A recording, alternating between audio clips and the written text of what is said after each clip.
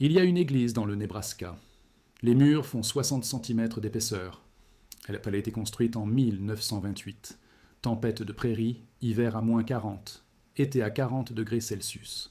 97 ans de cycles thermiques extrêmes, de tempêtes de grêle et de violences climatiques répétées. Les murs tiennent toujours. Le matériau, c'est de la paille. Pas la paille en vrac qui s'enflamme en quelques secondes. Des bottes de paille compressées, enduites de plâtre à l'intérieur et à l'extérieur. Ce type de mur a survécu à 2 heures de flamme directe avec moins de 5 degrés de hausse thermique de l'autre côté. 2 heures. 5 degrés. Ce n'est pas une légende. C'est un résultat de test conforme au protocole ASTM E119, les mêmes que ceux utilisés pour homologuer les matériaux de construction conventionnels. Dans la plupart des régions françaises, vous ne pouvez pas construire cette maison sans démarche spéciale. Pas parce que le matériau échoue au test. Parce que les formulaires d'inspection n'ont pas de case pour un mur fait de résidus agricoles compressés. Bienvenue dans la recherche de survie. Ce que vous voyez ici n'est qu'une partie de ce que nous avons documenté. Tout ce que l'industrie de l'isolation préférerait que vous ne découvriez jamais se trouve dans notre documentation. Premier lien dans la description. Regardez d'abord jusqu'au bout, parce que le point le plus important arrive dans quelques minutes. Nebraska, 1896. Un territoire qui devait changer la façon dont nous pensons les murs. Les colons des Sand Hills trouvèrent un problème en apparence insoluble. La terre s'étendait plate dans toutes les directions, herbe et ciel, et rien entre les deux. Aucune forêt à moins de 160 km, aucune carrière, aucun dépôt de matériaux de construction accessible en chariot. Mais ils avaient 2 choses que l'industrie de la construction préférerait aujourd'hui oublier. Des presses à balles mécaniques, une technologie arrivée dans la région quelques années plus tôt, et des champs infinis de paille, de céréales, les tiges laissées après la récolte, que les agriculteurs d'autres régions brûlaient simplement comme déchets sans valeur. Ils ont empilé les balles comme des briques surdimensionnées, 60 cm d'épaisseur, fixées avec des pieux en bois et enduites à l'intérieur et à l'extérieur avec ce que la terre offrait. Ce n'était pas un projet expérimental mené par des chercheurs avec des budgets, c'était une architecture de survie inventée par des gens qui avaient besoin d'abri. Les murs se sont dressés, les familles se sont installées, les bâtiments ne se sont pas effondrés. En 1945, environ 70 structures en bottes de paille se trouvaient dans la région. Maisons, écoles, une église. La technique s'est propagée par l'observation, pas par les manuels. Un voisin regardait les murs de l'autre tenir à travers un hiver, et la connaissance circulait. L'église Pilgrim Holiness d'Arthur, Nebraska, construite en 1928. 97 ans de même paille, même mur, même structure debout aujourd'hui. Avant de continuer, je dois m'arrêter. Cette vidéo couvre un matériau. Ce que nous avons documenté couvre le schéma complet. L'analyse des coûts réels sur 30 ans, une maison en paille contre une maison conventionnelle. Facture d'énergie, coût d'entretien, durabilité comparée, données vérifiées. La procédure exacte, étape par étape, pour obtenir un permis de construire en paille en France, en utilisant les règles professionnelles du réseau français de la construction en paille. Et les 2 autres matériaux de construction que le système réglementaire européen continue de traiter comme exception, malgré des décennies de résultats de tests confirmés. Tout cela se trouve dans notre documentation. Premier lien dans la description. Et si vous vous demandez si ce qui vient d'être dit s'applique aussi à votre région, à votre type de projet, c'est exactement le genre de question à laquelle la documentation répond. Vous êtes encore là. Ce qui arrive ensuite est l'aspect que les fabricants d'isolation préféreraient ne pas voir sur cette chaîne. Si ce que vous venez d'apprendre vous a surpris, imaginez ce que nous n'avons pas pu mettre dans ce format vidéo. La recherche de survie. Premier lien dans la description. En 1970, un folkloriste de l'université du Nebraska, nommé Roger Welch, s'est intéressé aux constructions des Sand Hills. Il a documenté comment des pionniers sans ressources forestières avaient transformé du foin pressé mécaniquement en architecture permanente. Welch n'a pas décrit la méthode comme une expérience. Il l'a documenté comme une adaptation, une architecture née de la contrainte des matériaux disponibles. L'humanité intègre des fibres végétales dans les murs depuis des millénaires. Les briques de terre d'Égypte ancienne, mélange d'argile, de sable et de paille hachée, longent encore le Nil. La physique que personne dans l'industrie n'a intérêt à vous expliquer, la paille brûle. Tout le monde le sait. Une allumette et une poignée de paille en vrac, et vous avez des flammes en quelques secondes. C'est précisément l'hypothèse enfouie dans chaque code de construction, chaque questionnaire d'assurance, chaque hésitation d'un inspecteur qui n'a jamais lu les rapports de test. En 2009, des chercheurs du Centre national de recherche d'Égypte ont soumis cette hypothèse à des tests rigoureux selon les protocoles ASTM E119. Garib, Alam et Mahmoud ont construit des spécimens de murs en bottes de paille enduites et les ont exposés à une flamme directe. Le type de test que les codes de construction utilisent réellement pour homologuer les matériaux. Plus de 2 heures d'exposition directe à la flamme. La montée en température du côté froid du mur est restée inférieure à 5 degrés Celsius. Aucune pénétration de flamme. La physique semble impossible jusqu'à ce que vous compreniez la densité. La paille en vrac brûle parce que l'oxygène circule librement entre les fibres. Une botte compressée est différente. Les fibres sont tassées si étroitement que l'oxygène ne peut pas circuler. La combustion est étouffée à la surface avant même de commencer. L'enduit ajoute un bouclier non combustible. Ce système n'est pas infaillible, mais il est mesurable, reproductible et conforme à des protocoles que les matériaux conventionnels utilisent depuis des décennies.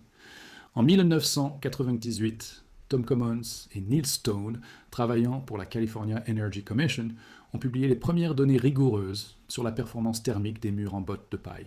Leur modélisation a montré que les maisons en bottes de paille pouvaient réduire la consommation d'énergie de chauffage et de refroidissement jusqu'au tiers par rapport à une construction conventionnelle. Pas une amélioration marginale. Un tiers de l'énergie qu'une maison conventionnelle dépense pour lutter contre la température, éliminée par des murs faits de déchets agricoles compressés. La Société canadienne d'hypothèques et de logement a validé ces résultats sur le terrain, dans des maisons occupées par des familles à travers des hivers canadiens qui ne pardonnent rien. 9 maisons sur 11 ont montré des économies d'énergie de plus de 20% par rapport aux comparateurs conventionnels. Ce n'était pas un laboratoire. C'étaient des maisons avec des familles, pensées au mur comme à une batterie thermique enveloppée dans une armure. Des millions de minuscules poches d'air piégées dans des fibres compressées. Chacune est une barrière au transfert thermique. L'enduit scelle la surface et stoppe l'infiltration d'air. L'épaisseur, 60 cm dans les exemples historiques, signifie que la chaleur doit parcourir une longue distance à travers un conducteur très lent. Votre chaudière ne combat pas le mur. Le mur aide votre chaudière. Une botte de paille de blé chez un agriculteur local coûte entre 3 et 8 euros selon la région et la saison. Une maison modeste nécessite entre 200 et 400 bottes. Le coût total du mur peut représenter une fraction du prix d'une construction conventionnelle, incluant ossature, isolation industrielle, par vapeur et bardage extérieur. Mais voici ce qui explique pourquoi vous n'avez jamais entendu parler de cela lors d'un salon de l'habitat. Le marché de l'isolation industrielle en France dépasse les 4 milliards d'euros par an. Saint-Gobain, Knuth, Rockwool, des entreprises dont le modèle économique entier repose sur le fait que vous achetez leurs produits certifiés à chaque nouvelle construction, à chaque rénovation, à chaque mise aux normes. La Pile Empires ne peut pas être brevetée. Elle ne peut pas être maîtrisée. Elle ne génère aucun contrat de service, aucun réseau de distributeurs certifiés, aucune formation obligatoire facturée. Ce sont ces critères, pas la physique ni les tests, qui déterminent ce qui est traité comme standard et ce qui est traité comme exception. En 2012, le réseau français de la construction en paille a publié les règles professionnelles de construction en paille. Ce document a permis pour la première fois d'obtenir une assurance décennale pour une construction en paille en France. Ce n'était pas acquis, et cela a pris des années de travail technique pour y arriver. On estime à plus de 3000 le nombre de bâtiments en paille sur le territoire français, maisons, écoles, équipements collectifs, tous assurés, inspectés et occupés. Aux États-Unis, un architecte nommé Martin Hammer a proposé dès 2001 l'intégration de la construction en paille dans le code résidentiel américain. Il a fallu 12 ans pour que ces dispositions soient approuvées. Elles ont été publiées en 2015 en annexe adoptable, pas en règle automatique. La plupart des juridictions américaines n'ont toujours pas adopté cette annexe. Le code existe sur le papier. L'adoption locale n'a pas suivi. En Allemagne, l'association FASBA, Fachverband Strobel&Bau, précise dans ses lignes directrices que de nombreuses constructions isolées à la paille sont déjà éprouvées et prêtes à l'approbation standard. En Grande-Bretagne, la certification BM TREDA QA Mark garantit désormais l'efficacité énergétique, la sécurité incendie et la durabilité des constructions en paille, ce qui signifie que les banques financent et que les assureurs couvrent. À Shirehampton, dans la ville de Bristol, des maisons de ville en bottes de paille ont été livrées comme logements urbains, financés et assurés comme n'importe quel autre logement. En Californie, la construction en paille est entrée dans le Code résidentiel d'État le 1er janvier 2023. Plus de 1000 bâtiments déjà autorisés, inspectés et occupés dans cet état. Même matériaux, même physique, culture administrative différente. En France, les règles professionnelles existent depuis 2012, mais elles impliquent un architecte formé à la technique, un bureau de contrôle qui accepte le dossier, une assurance qui accepte de couvrir. C'est le chemin de la persuasion. Un projet, un inspecteur, un dossier à la fois, ce n'est pas le chemin par défaut, et cette différence a des conséquences réelles pour quiconque veut construire en paille en France aujourd'hui. Les formulaires de diagnostic de performance énergétique n'ont pas de case pour un mur en paille. Les promoteurs n'ont aucune incitation à maîtriser une technique sans revenu récurrent pour leurs fournisseurs. Les comités qui rédigent les règles techniques incluent des personnes qui vendent des produits, qui respectent ces règles. Ce n'est pas une théorie du complot, c'est une structure d'incitation. Et voici ce que l'honnêteté exige de dire. La gestion de l'humidité est le point de rupture réel de cette technique. Les détails d'enduit doivent être corrects. La protection des fondations est essentielle. Une erreur de mise en œuvre transforme une batterie thermique en éponge. Ce n'est pas un projet de week-end. Pour ceux qui maîtrisent la technique, c'est atteignable sans équipement spécialisé, ni composants d'usine. Pour les autres, la courbe d'apprentissage est réelle. La paille n'est pas seule dans ce schéma. Le pisé, la terre crue, le chanvre chaud font face aux mêmes barrières de certification que la paille a mis des décennies à franchir. Les méthodes de construction qui éliminent les coûts récurrents sont systématiquement traitées comme des exceptions. Ce n'est pas un accident, c'est le schéma. Si cette vidéo a changé quelque chose dans votre façon de voir la construction, laissez un commentaire.